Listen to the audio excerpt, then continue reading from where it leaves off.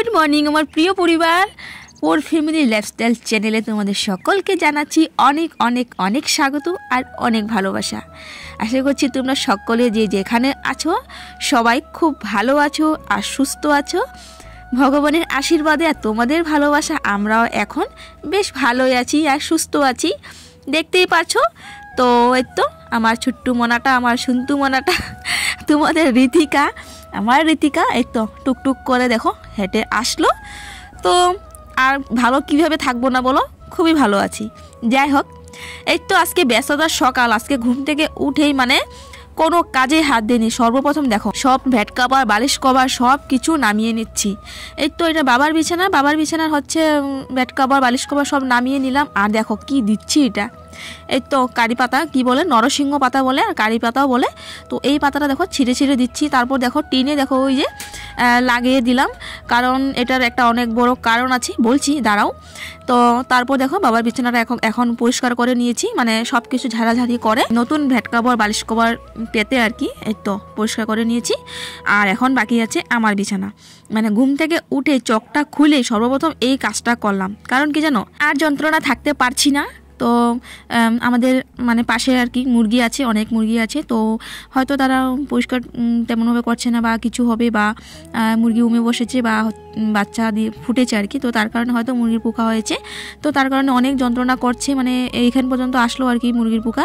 তো রাতে একদমই ঘুমাতে পারছি না, তারপর একদমই মানে শান্তি পাচ্ছি না। বিছানায় আসলে আর কি গায়ে যেন কি হাঁটে, আর বিছানা না আসলো গায়ে যেন কি হাঁটে, কানের সামনে, তারপর হচ্ছে কপালে, তারপর হচ্ছে কি বলবো আর কি মুখে, সব জায়গায় আর কি মানে কি জানি একটা হাঁটে।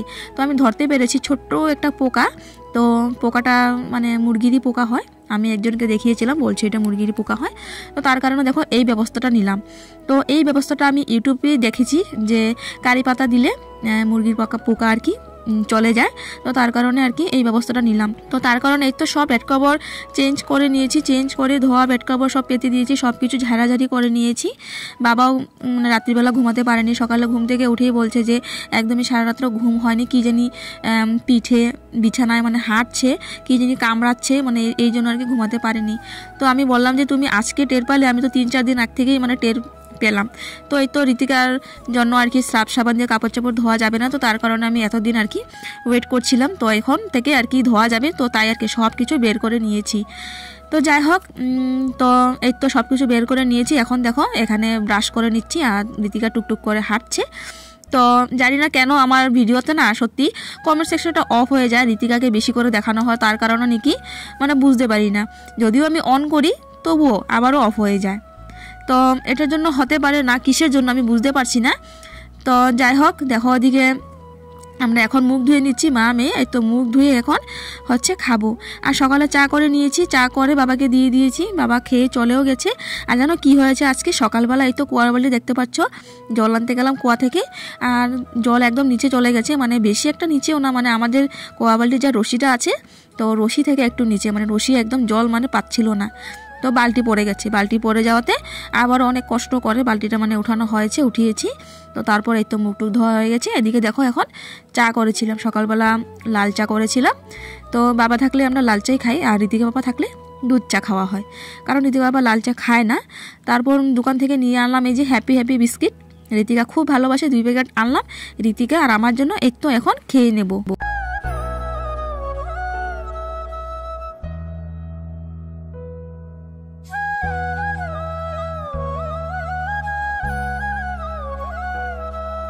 চা খাওয়ার পর আর বসাবসি নেই, এদিকে দেখো আবারও কাজে লেগে পড়েছি। এই তো ফ্যানটা এখানে ছিল, মানে ফ্যানটা কোথায় রাখবো বলে দেখলাম যে ড্রেসিং কি বলে শোকেসটা আর কি জায়গা আছে, তো শোকেসটা রেখে আসলাম। তো এই জায়গাটা আর কি একটুখানি পরিষ্কার করে নিচ্ছি, আনেটা খুব মানে ধুলো ধুলো লাগছিল, আনেটা একটুখানি মুছে নিয়েছি। ওইটাই আর কি সকাল দিকে ঘুম থেকে উঠেই যখন আমি এই তো ঘরের কাজে লেগে পড়েছি, তো আজকে ঘরটা একদম পরিষ্কার করব। তো ভেবেছিলাম ঘরটা লেপবো, একটুখানি গোবর নেই, গোবর থাকলে মানে খুব ভালো হতো, ঘরটা একটুখানি মানে মুছবো ভাবছিলাম। এই তো মানে কি বলবো তোমাদের, ধাইয়ের পিড়াগুলো এত নোংরা হয়ে আছে, মানে কি বলবো আর কি, এতটা খারাপ লাগছে দেখতে না। তো না আছে গোবর, না আছে কিছু, তো তার কারণে আর কিছু করার নেই। দেখি এখন একজনকে বললাম গোবর আনার জন্য, তো যদি এনে দেয় তবে আর কি লেপতে পারবো, নয়তো আর লেপতে পারবো না। দেখো ওদিকে এখন ড্রেসিং এনাটা মোছা হয়ে গেছে, তো এই তো শোকেসটা একটুখানি মুছে নিচ্ছি। আর ওই তো দেখো ফ্যানটা এই যেটা রেখে দিলাম।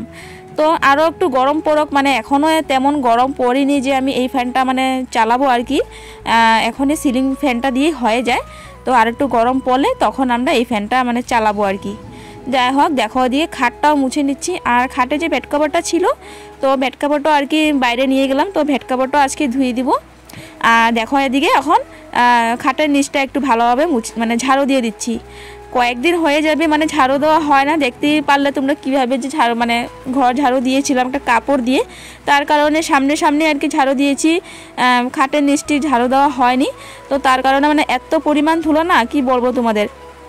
আমি প্রায় সময় একদিন পর পর খাটের নিচ ঝাড়ু দিই, তো যাতে খাটের নিচে মানে সবসময় ঢোকা যায়, মানে তেমনভাবে পরিষ্কার করে রাখি আর কি।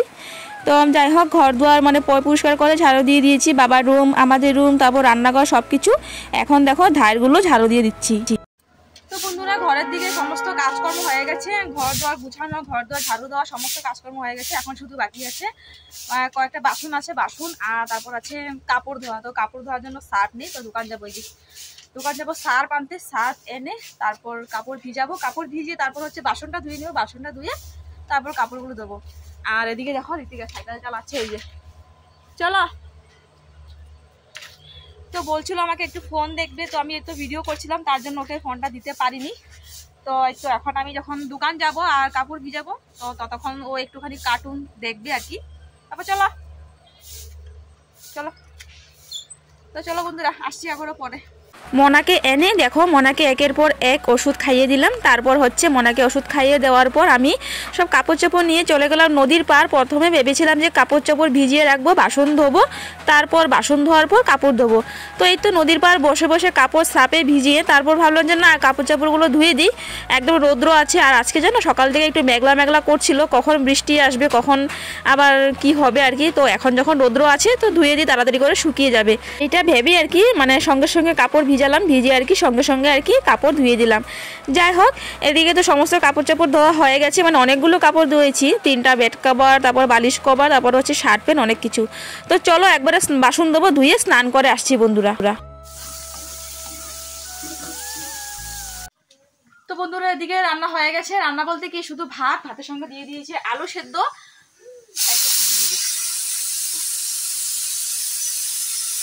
তো এই তো ভাত হয়ে গেছে। আর হয়েছে সয়াবিন, দোকান থেকে সয়াবিন আনলাম।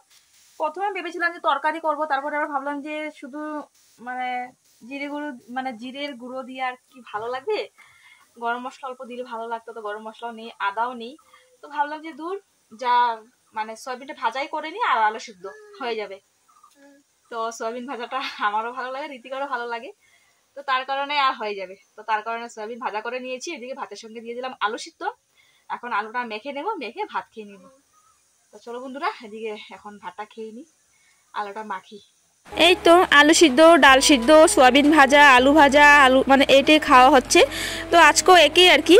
তো চলো বন্ধুরা ভাতটা খেয়ে নিই, দুপুরে ভাতটা খেয়ে তারপর আসছি।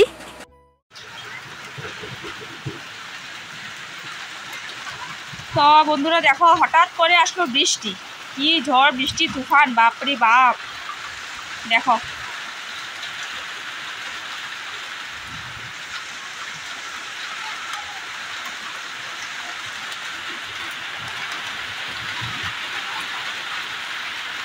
ভাত খাওয়ার পর একটুখানি মানে শুয়েছিলাম আর চোখটা লেগে গেছে, ঘুমিয়ে গেছি। ঋতিকা শুইনি, তো ঋতিকা ফোন দেখছিল, ঋতিকা হঠাৎ করে ডাকছে মা এত দেখো তুমি চারিদিকে কি অন্ধকার হয়ে গেছে, সন্ধ্যা হয়ে গেছে মনে হচ্ছে। তো এটা শুনে আমি ভাবলাম যে আমি এতক্ষণ ঘুমিয়ে গেলাম। তো হঠাৎ করে চোখ খুললাম, দেখি না ঘড়িতে বাজে 3টা, আর চারিদিকে এত তুফান দিচ্ছে আর চারিদিক অন্ধকার হয়ে গেছে। তো ফটাফট উঠে আর কি কিছু কাপড় ছিল, কাপড় ধুয়ে দিয়েছি। তো বন্ধুরা দেখো এদিক দিয়ে ঘরে বৃষ্টি পড়ছে, মানে এতটা তুফান দিচ্ছে মানে কি বলবো তোমাদের।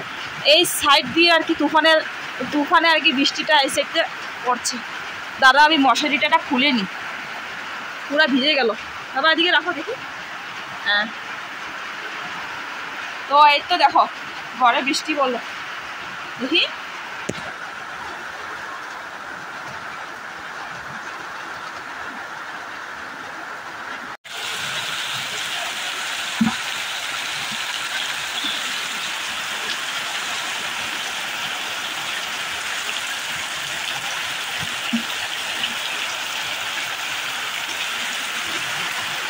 এই তো দেখতে পাচ্ছ নাইটি। তো এই তো এই কাপড়গুলো ছিল, মনার কিছু কাপড় ছিল, কাপড়গুলো শুধু ধুয়ে দিতে পারলাম। এখনও বাসন ধুইতে পারিনি, দুপুরের মানে খাওয়া দাওয়া হয়েছে, যে কুকার আছে, থাল বাসন আছে, তো এগুলি ধুইতে পারিনি। এই তো বৃষ্টিটা কমুক, বৃষ্টিটা কমলে তারপর ধুয়ে দিব। তো দেখো বন্ধুরা, মেঘের শেষে আসলো এখন আবারও রৌদ্র, মানে আসলো বলতে কি মানে রৌদ্র উঠলো আর কি। এইটা দেখো চারিদিক এখন আলো আলো হয়েছে।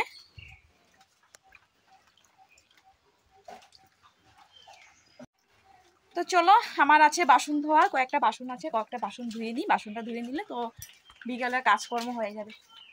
তো ভাগ্য ভালো যে বাতাসে এটা মানে নিল না আর কি, যদি পড়ে যেত তবে একদম কাদায় মানে অবস্থা থাকতো না।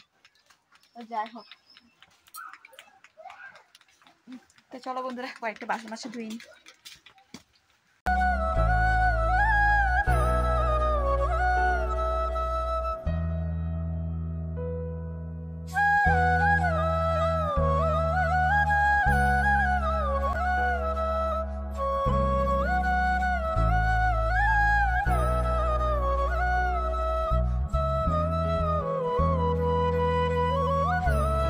তো এই তো বন্ধুরা, বৃষ্টি কমলো, আসলাম নদীর পাড়া। জানো এই যে এখন যে বৃষ্টি হলো, তো এই বৃষ্টিতে না একদম নদীর মানে জলগুলো একদম মানে ঘোলা হয়ে গেছে।